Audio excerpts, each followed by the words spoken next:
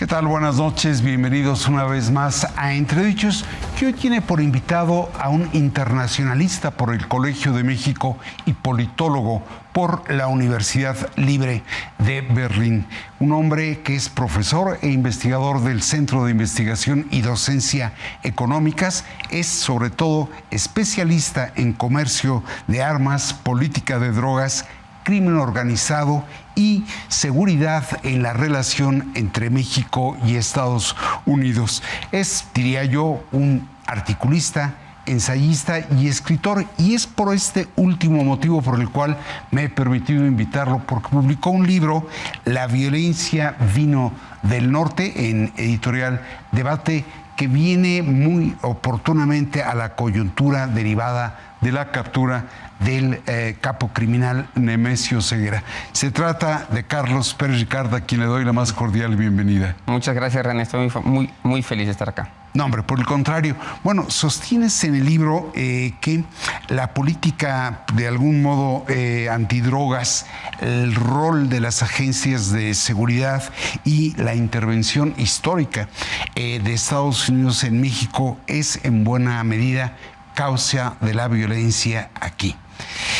Si tal es ese efecto, ¿qué podemos esperar frente a lo que estamos viendo? Me gusta pensar, y no le doy la vuelta a tu pregunta, pero me gusta pensar que la dinámica criminal que sufre México no la tiene ningún otro país del mundo. Y nunca la había tenido un país como el nuestro. Es un animal de otro calibre. Estamos hablando frente a algo que no se conoce en ninguna latitud.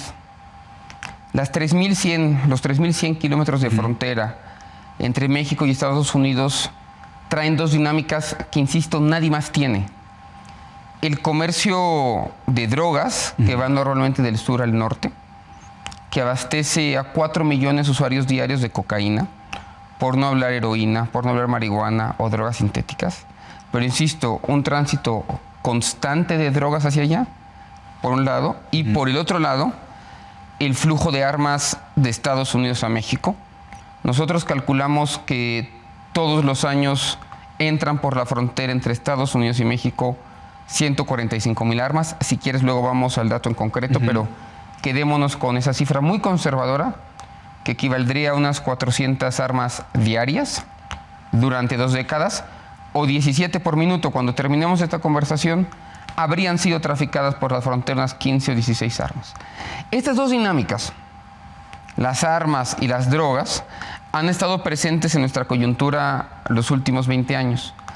Yo en el libro sostengo que cualquier esfuerzo político, policial, judicial, por intentar resolver el tema de la criminalidad pasa por comprender quizás la naturaleza extraordinaria que tiene un país como México.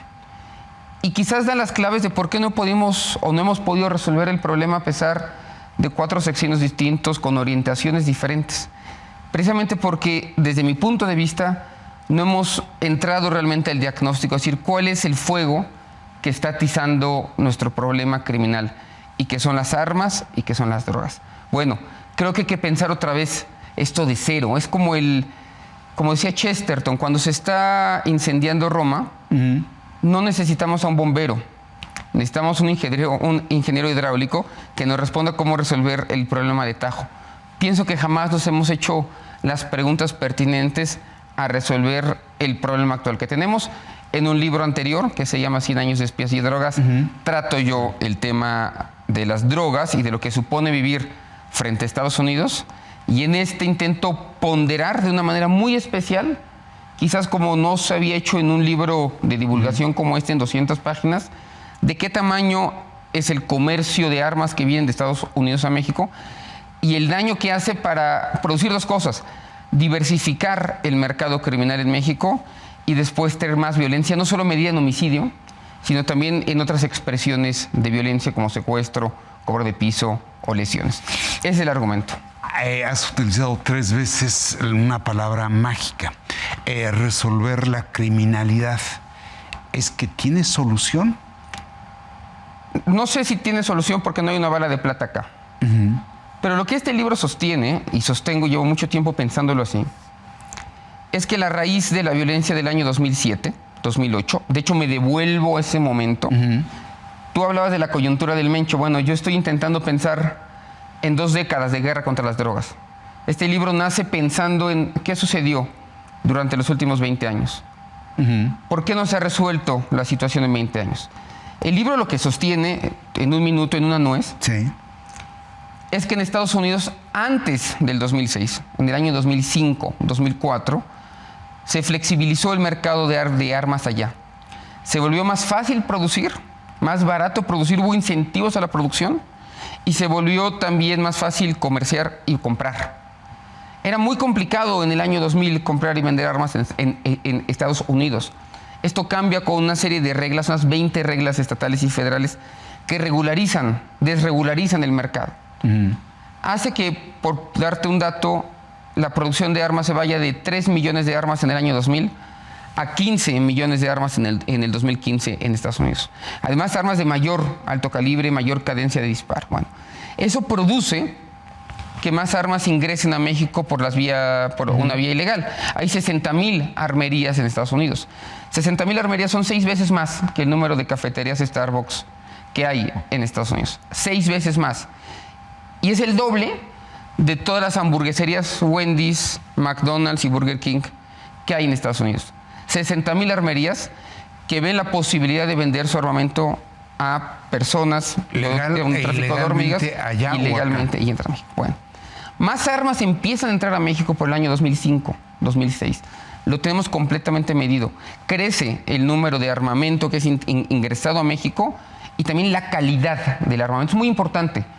Cuando pensamos en un arma de fuego, no es el revólver con el que estamos tal vez emparentados, no. Estamos hablando ya de armas de alto calibre que pueden disparar 200 balas por minuto a 2 kilómetros de distancia. Bueno, esas armas comienzan a ingresar a México. Eso produce en el año 2005, 2006, que organizaciones muy pequeñitas que solo se dedicaban al tráfico de armas comiencen a expandir su portafolio criminal, diversifican su portafolio criminal, es decir, ya tienen las armas, pueden hacer más cosas, pueden ingresar a otros negocios y otras economías ilegales que antes no, y eso va a derivar en mayor violencia. Bueno, es la cadena causal que yo construyo, desde la desregularización en Estados Unidos hasta el crecimiento de la violencia en México en el año 2007, de la cual no tenemos que hablar acá. Bueno, yo sostengo que ahí está la clave, la manera para, digamos, la condición suficiente y necesaria que atizó el conflicto en el año 2007. Ahí está. Si ahí está la clave, si la teoría de este libro es cierto, si los datos que yo presento aquí son ciertos, también ahí puede estar parte de la solución hoy. Esa es la raíz del problema, insisto. Calderón se equivocó en miles de cosas, no tengo la menor duda. La estrategia fue fallida, pero algo ya se estaba gestando en México antes del año 2006, que nunca vimos o que nunca previmos. Bueno, 20 años después, cuando vemos que en realidad el conflicto no ha podido ser solucionado, sostengo en este libro como hipótesis, esto tiene que ver también con las armas. Construir una política contra las armas de fuego. Ahora, eso supondría una buena voluntad política, pero sostienes también en el libro cómo frecuentemente Estados Unidos presiona en el combate a la droga, no con ese real motivo, sino por intereses políticos.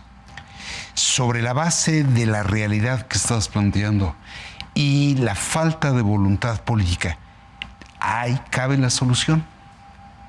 Necesitamos hacerles entender que la manera de empezar a reducir el flujo de armas a Estados Unidos, de drogas a Estados Unidos, que si realmente quieren ellos que se detenga el flujo de drogas que está aparentemente en su mejor interés, no hay otra manera de hacerlo que peleando con el tema de las armas. Que así como es primera nota, así como es una prioridad el tema de las drogas para ellos, en el discurso y en la práctica, el fentanilo, la cocaína, etcétera, también tendría que estar en su mejor interés avanzar con el tema de las armas. No solo porque atiza la violencia en México, sino que es lo que habilita justamente que se formen estos grupos cuasimilitares que son los que logran llevar la droga a los Estados Unidos. Y además, por otra razón, quizás tangencial, poco se habla de ello, pero Estados Unidos tiene una tasa de homicidios 10 veces más grande que la de cualquier otro país desarrollado de su nivel. Tiene una tasa de suicidios 7 veces más grande que la de Nueva Zelanda, la de Australia, la de Alemania, la de Inglaterra. Está completamente en las antípodas de los niveles de violencia que tiene un país europeo normal. Es extraordinario el nivel de violencia en Estados Unidos, que tiene que ver también con el flujo de armas. Entonces, hay dos maneras de argumentar esto. Las armas te están haciendo un país muy violento, pero además, esas armas que tú dejas vender a un chico de 20 años sin ningún problema y al que no le permites tomar cerveza y al que no le permites comprar cigarrillos, esas armas están atizando el flujo de drogas. Así como son importantes para ellos las drogas, evitarla, tendrían que ser para nosotros las armas. Ahora, sin embargo, sostienes también en el libro que esta política antidrogas de Estados Unidos, frecuentemente y generalmente más producto de la imposición que de la cooperación, ha acarreado aquí, por un lado, la militarización de la seguridad, la criminalización de productores y traficantes de drogas, la desestabilización de regiones enteras del país, producto de la fragmentación de las organizaciones criminales. Ante eso, hemos hablado de cooperación, no de subordinación, ¿es que lo único que nos resta es una diplomacia de contención? Sí, una diplomacia de contención, definitivamente. Nosotros tenemos que hacerles ver la magnitud del problema y las consecuencias que ha traído para México, que no son menores. Y qué bueno que mencionas el tema de la militarización. Tú, René, y yo seguramente pensamos que tenemos que avanzar hacia un proceso de desmilitarización de nuestra propia seguridad pública. En la teoría nos suena fenomenal. ¿Qué sucede? Que es precisamente el flujo de armas que ha llegado a México desde hace 20 años, insisto, 145,000 armas todos los años durante 2 décadas. Bueno, esto es como si un cuerpo que tú quieres curar, todo el tiempo le estuvieras inyectando algún tipo de virus. Lo que sostengo, a ver la frase, ¿qué tal me sale? Es, si queremos desmilitarizar la seguridad pública, hay que desmilitarizar al crimen organizado. No hay manera que nosotros podamos desmilitarizar nuestra seguridad pública si no pasamos por un proceso que reduzca la capacidad de fuego de los grupos criminales. Más aún, te diría que el conflicto criminal que hoy tiene México nada tiene que ver con el que teníamos en 2007. Yo lo mido en este libro incluso por incautaciones como proxy, como indicador. En 2007 lo que se confiscaban eran revólveres calibre 22. Con el Mencho vimos lanzagranadas. Vimos estos fusiles Barrett, que insisto, por una bala puede disparar por 2 kilómetros y ser precisa. No son armas, René, no son armas que estén hechas para el mercado civil.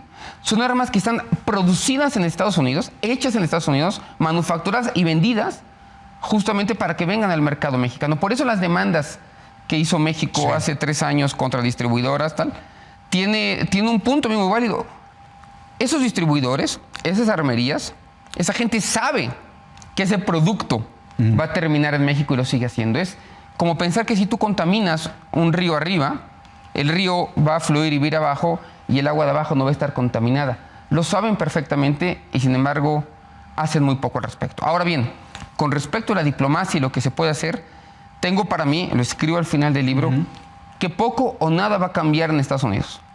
Donald Trump en menos de un año ha todavía desregularizado más el mercado, ha hecho más fácil vender, porque no he entendido cómo todo esto es parte de lo mismo. Drogas y armas en realidad son las armas que van al sur y las drogas que van al... Bueno, nada va a cambiar en Estados Unidos. Hoy me parece que los esfuerzos diplomáticos no tendrán ningún sentido, pero algo tiene que cambiar en México. Tenemos que construir, vuelvo al tema, ojalá no te lo tenga que decir tantas veces hoy, construir una política estatal contra las armas de fuego. Hoy no hay una agencia, no hay una burocracia, no hay un lugar donde se esté planeando qué diablos hacemos con esas 145,000 armas que entran y con las 16 millones que ya están en México. ¿Cómo piensas una política de seguridad basada en el arma, basada en el calibre? ¿Cómo mejora sus capacidades balísticas? ¿Cómo es capaz de prever? Te doy un dato, René. Nosotros tenemos en México 200 heridos de bala, es decir, que no mueren por un disparo de bala. Sabemos quiénes son y sabemos también que ese grupo demográfico es el más expuesto a disparar un seguro. 200 es muy poco. Bueno, ¿En qué temporalidad? Diarios. Diarios. Es que no dijiste diarios. Tenemos 60 homicidios diarios. Pensamos que hay entre 5 y 6 heridos de bala por cada homicidio en México. Gente que termina en un hospital.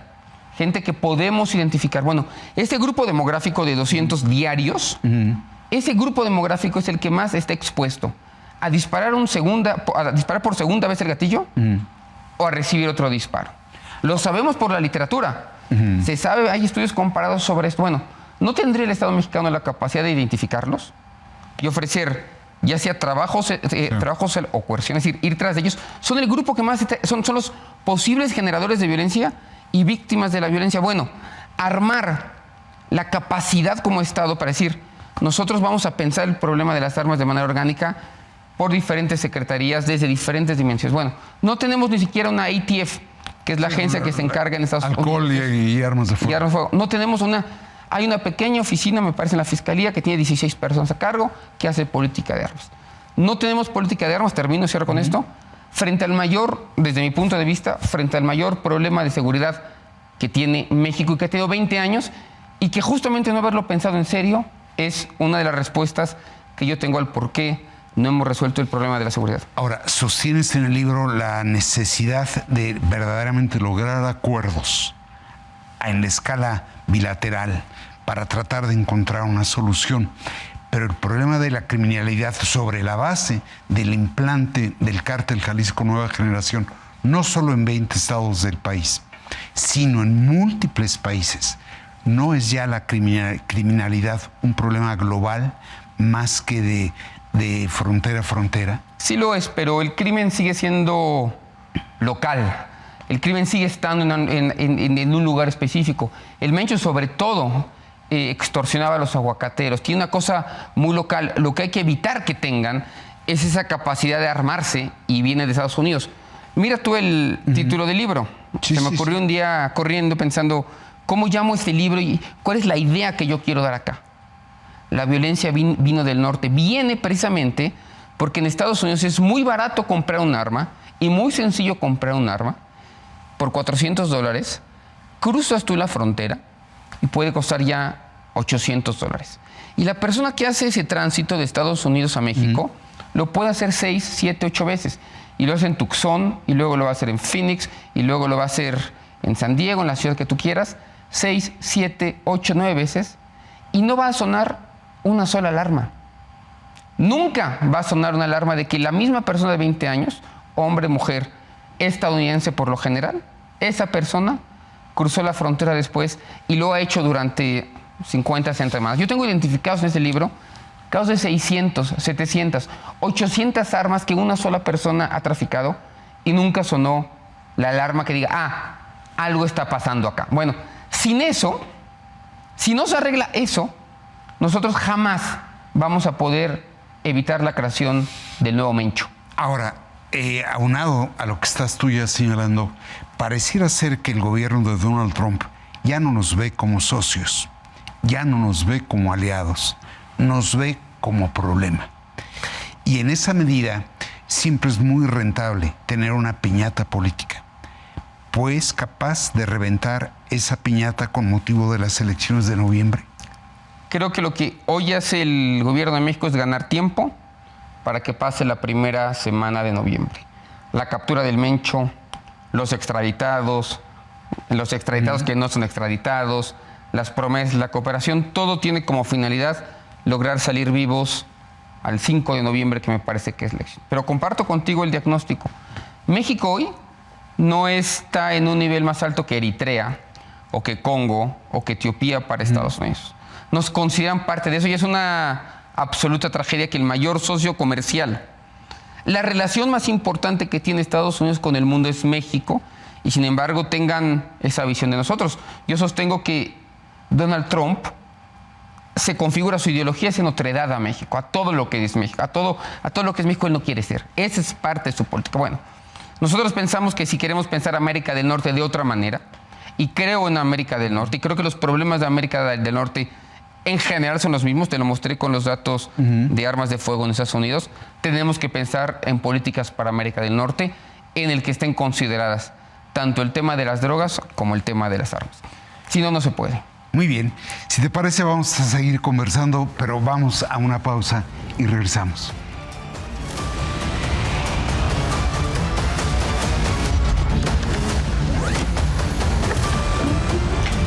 Pues estamos ya de vuelta con Carlos Pérez Ricart, especialista en comercio de armas, drogas, seguridad entre México y Estados Unidos.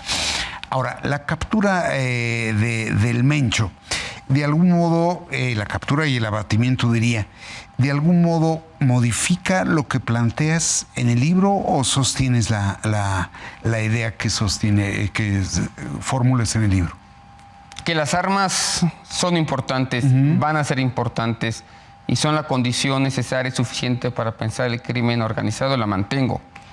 Y que las armas son la variable que explica, que explicó y que va a explicar la creación de nuevos Menchos y nuevos Chapos y nuevos Mayos, no tengo la menor duda de ella.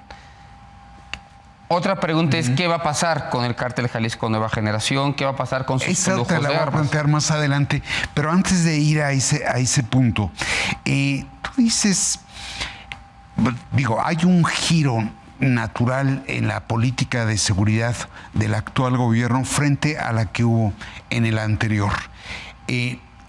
Sostiene la presidenta que los ejes de su política es impunidad cero, pero con atención a las causas, consolidación de la Guardia Nacional, desarrollo de inteligencia y coordinación entre los cuerpos de seguridad, incluso entre los propios gobiernos en sus 3 niveles. ¿Lo ocurrido modifica esa política? No, yo pienso que no, porque hay gente que está pensando acá que esto tira por la borda la política de abrazos no balazos. Sí. Bueno, es una perspectiva que si tú abrazos no balazos como una política pública y no como un eslogan que me parece que además tuvo mucho sentido en la campaña del 2012 y en la campaña del 2018, que me parece una muy buena idea. Ataquemos las causas que justamente son el caldo de cultivo para el crimen. Donde sí estaría de acuerdo es que en la administración anterior, diría, voy a ocupar la palabra, pero no sé si es la correcta, se confundió política social con política de seguridad. Sí. Se le dio mucho peso a la política social y quizás se dejó de hacer algo en cuanto a la política de seguridad, o se pensó que la política de seguridad que la política social podía abarcar ambas, seguridad y política social. Y en realidad no es así. Creo que la política de Claudia, y me parece que está dando un poquito la vuelta al péndulo, pondera quizás con la misma importancia la política social con la política de seguridad. Pero decir que en la administración anterior no hubo este tipo de descabezamientos, pues es falso. Ovidio Guzmán, por ejemplo, fue detenido en la administración del presidente López Obrador, lo mismo el líder de Santa Rosa de Lima, el propio Caro Quintero. Hubo descabezamientos muy importantes. La pregunta no es tanto por el descabezamiento, por el kingpin. La pregunta es qué se hace antes, qué trabajo de inteligencia se hace antes y qué trabajo de inteligencia se puede hacer después, justamente para capturar y detener a los generadores de violencia. Por eso me parece que en general la discusión pública de los últimos días ha sido un tanto infértil, porque es necesario detener a esta gente. La pregunta es, ¿qué acompaña la detención? ¿Cómo está el Estado presente después de la detención, tanto en su política social como en su política preventiva de seguridad? A ver, ahí salgo del libro, paso a un artículo, y tú decías que en efecto el debate no es si se captura o no a los líderes criminales, sino si el Estado es capaz de articular 3 acciones. Tú decías desarticulación selectiva previa, contención territorial inmediata tras el golpe y persecución financiera que limite la capacidad de recomposición acelerada. ¿Está en esa condición el actual gobierno? La información que yo tengo, lo que yo puedo leer también en los periódicos, las conversaciones que tengo, me parece que sí. Antes de la captura del Mencho fueron detenidos varios generadores de violencia. Uno de sus hombres fuertes en Guanajuato, el Queenie, fue detenido hace un par de meses. Me parece que ejemplos como el Plan Michoacán dan cuenta también de que no se trata solamente de tener más militares o mayor policía, sino integrar una política en torno a esto. Y me parece que la UIF está haciendo un trabajo mucho mejor del que se estuvo haciendo en los últimos 6 años, que en efecto estuvo dormida. Ahora, si esto es cierto, si mi optimismo tiene sustento, me parece que es lo que vamos a ver en los próximos días. Vamos a ver los resultados de la fragmentación del cártel. Vamos a ver cómo opera. Ya sabemos que el cártel Jalisco es una suerte de franquicia que opera de manera distinta en cada ciudad, y ver el efecto de esto. Yo en eso sí no soy tan positivo, porque toda la evidencia en Colombia, en México, en los últimos años sabemos que detrás del descabezamiento de una persona justamente va a haber 2 tipos de situaciones. Luchas intestinas alrededor de la organización por el liderazgo, y luego el hecho de que otras bandas rivales ven la debilidad del cártel y justamente intentan probar su fuerza, generando mayor violencia. Vamos a ver cuánto hemos aprendido como Estado en los últimos 20 años para evitar ese tipo de derramamiento de sangre. Lo vimos en Sinaloa, tardó, me parece, 40 días antes de que se desatara la guerra, pero sí te diría que hay diferencias fundamentales. Mientras en Sinaloa lo que vimos sobre todo fue una traición, que lleva a que estén matándose hasta los perros allá, una traición que nadie va a olvidar en Sinaloa. Acá es una captura, un abatimiento, es el propio ejército el que lo hace, y quizás menos dispuestos a los grupos a pelear entre sí. Ojalá no suceda, porque en el peor de los escenarios vamos a llegar al verano ya con una alza de violencia tremenda. Ahora, en la anterior respuesta dijiste algo que yo traía aquí contemplado.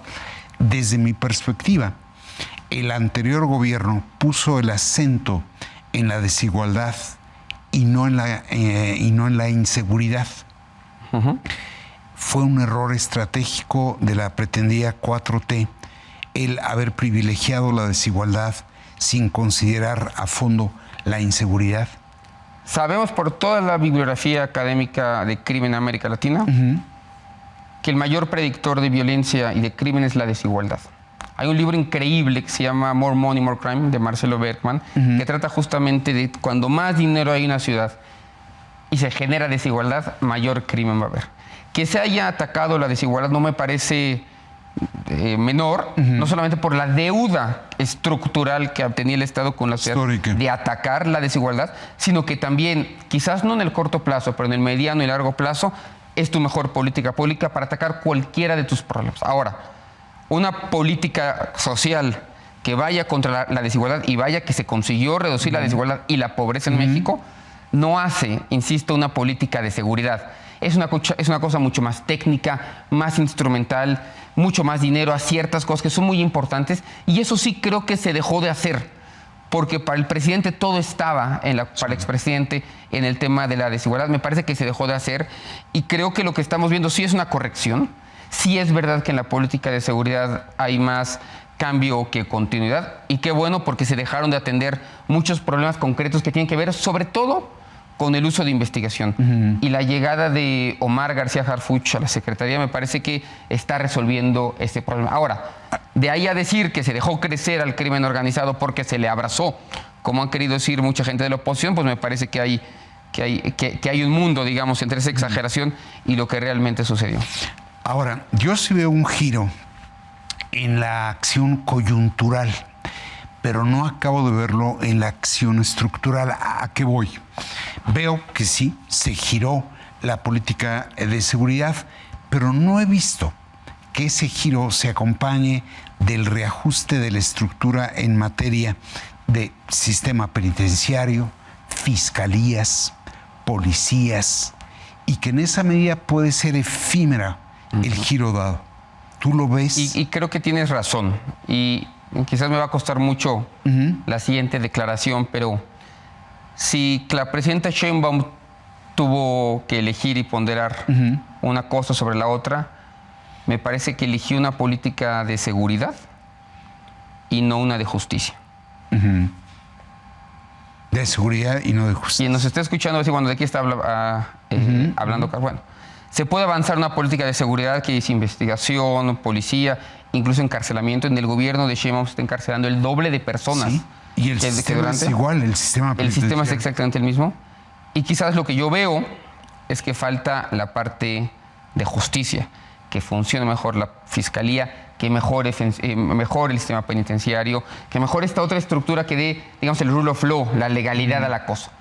Entonces me parece que tuvo que elegir, quizás con los recursos, hay recursos escasos en el gobierno, sí. Y cuando tuvo que elegir cuál va a ser su aproximamiento al tema del crimen, dijo, me voy a enfocar, esto evidentemente ella no lo diría así, pero en seguridad, en resolver lo inmediato, lo que la gente me está pidiendo, y lo que es más redituable en campaña. Y hay resultados y métricas concretas que en el tema de justicia. Creo que la 4T, más bien estoy seguro que la 4T ha dejó de deber en seguridad y justicia. Ahora me parece que está haciendo mucho en tema de seguridad, pero no en justicia. No puedo entender yo en buena fe, ya entramos un poco más al plano político, René, que se haya avanzado en una supuesta reforma judicial que no tenía nada que ver con justicia, y que se está avanzando en una reforma política que nada tiene que ver con justicia, y no haya una palabra en torno a la reforma de fiscalías. Todos los expertos de este país, con un dedo en la frente, sostienen que una parte fundamental para resolver el problema de la justicia y la seguridad pasa por resolver el tema de las fiscalías. Ni una palabra de eso en las mañaneras. Ok, y hiciste una afirmación en un artículo que me llamó poderosamente la atención. Señalas, bueno, que hay 2.478 municipios y que mientras el crimen concentra la función criminal y la acción criminal, el Estado desconcentra el poder. Tú estás con eso sugiriendo que habría que revisar si nuestra forma de gobierno federal, estatal, municipal, habría que replantearla para tener una mayor concentración de poder en el combate al crimen. Yo había utilizado la frase de Chesterton y de Roma ardiendo y de la necesidad de apelar al ingeniero hidráulico y no a los bomberazos. Creo que nos hemos quedado solo con los bomberazos y no hemos pensado al Estado en su conjunto. Mi tesis es que estamos administrando el Estado con una fórmula que fue muy funcional en 1857 y que nos repetimos en la Constitución del 17, y con un federalismo completamente anquilosado que simplemente no sirve para atender un problema del año 2026.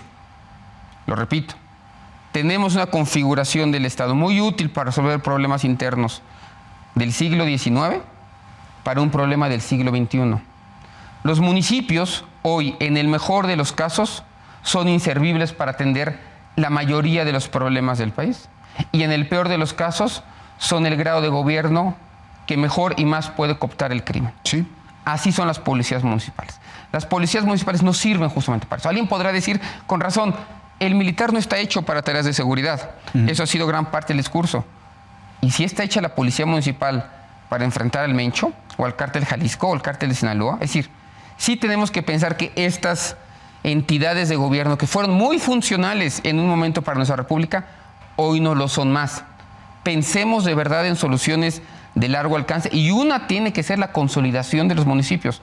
Tampoco creo que desde el centro se pueda hacer absolutamente todo. No estoy en ese discurso entre centralistas y federalistas, pero sí es cierto que estas unidades están sujetas siempre a ser cooptadas ahí donde hay ilegalidades. Entonces, avancemos hacia allá, por favor, porque no tiene ningún sentido que el Estado de México tenga 125 municipios, porque no es capaz de gobernarse con 125 municipios, y en el tema de seguridad, como en ningún otro, tenemos ahí el principal problema. Ahora, estás hablando de una reforma del poder brutal. Se llegó a debatir durante años si policía, se había que hacer, si tenía caso tener policías federal, estatal, municipal. Ya nunca se volvió a hablar de eso. Tú estás, y de hecho, por lo que vimos en Tequila y por la nómina de Nemesio Oseguera, bueno, la policía no estaba al servicio de la sociedad, estaba al servicio del crimen. Tú estás por la desaparición de aquellos cuerpos que no son capaces de contener al crimen. Lo que estoy es por volver a la política, René, a la ciencia política y a la pregunta fundamental que se hace la ciencia política, quizás en 5 palabras: ¿cómo podemos vivir mejor juntos? De eso se trata el Estado. O Nosotros pensamos al Estado así, ¿cómo podemos vivir mejor juntos? Y hay configuraciones que nos permiten vivir en una circunstancia mejor, y hay otras que nos permiten vivir juntos como sociedad en otras circunstancias. Bueno, abramos esa discusión de qué sería mejor para poder vivir mejor juntos. Hace mucho me parece que no nos lo preguntamos. Y cuando se tuvo la posibilidad de preguntárselo, me parece que hubo una ventana de oportunidad en el 24 con la reforma judicial, se desaprovechó por completo. Si tuviera un mensaje a Claudio Sheinbaum, es realmente que la cuarta transformación, ¿cuál es el proyecto de la cuarta transformación de cómo vivir mejor juntos? No creo que la reforma política ni la reforma judicial de hace 2 años den cuenta de esa pregunta fundamental. Desde mi prisma, desde clave de seguridad, no tengo la menor duda que tendríamos que avanzar hacia una reforma de sentido y que pienso, que tanto oposición como oficialismo, haciendo un ejercicio plural de conversión, estarían de acuerdo en avanzar hacia allá. Sería una idea de Estado, no de gobierno, pero no veo otra solución. Perdón, pero eso es lo que sostenía Porfirio Muñoz Ledo. Sí. Estamos cada elección con una reforma electoral, estamos, con la reforma judicial, pero nunca se ve de conjunto la reforma del Estado. ¿Es eso lo que estás planteando? Podemos llamar la reforma del Estado, podemos llamarla como uno quiera, pero sí, en ese sentido va a pensar el Estado de manera distinta y no veo, insisto, esas discusiones hoy, mucho menos en el Parlamento y tampoco en la sociedad civil, como si estuviéramos peleando por migajas y no pensar el gran escenario, insisto, de cómo podemos vivir mejor juntos en 2026. La última pregunta, el tiempo ya me presiona. Yo sí creo que con lo de la captura de Nemesio Ceguera, líder del Cártel Jalisco Nueva Generación, se tomó una decisión de Estado profunda. De acuerdo. Pero que con la reforma electoral que apenas el día de ayer se presentó, estamos tomando una decisión de partido. ¿Se puede en la coyuntura jugar, estar moviéndose entre la jefatura del Estado y la jefatura del partido? Qué buena pregunta, porque además sucede 3 días después de la captura del Mencho, incluso en términos periodísticos. Sí. No me parece una buena idea haber presentado la reforma electoral cuando tenías todo el mundo hablando del Mencho. Pero insisto, sí, el mayor error de la reforma política en método es que haya sido llevado a cabo por alguien que no quería hablar con los otros. A la oposición nunca se le preguntó qué querían en torno a ello. Y una propuesta política que además pasa por descabezar a tus 2 principales aliados. No se me ocurre una reforma con peor método y que esa falla en el método va a llevar a que no vaya a ser ejecutada. No me parece que haya condiciones para que vaya a ser ejecutada. Y en caso de que se ejecute, va a ser por muy poquito.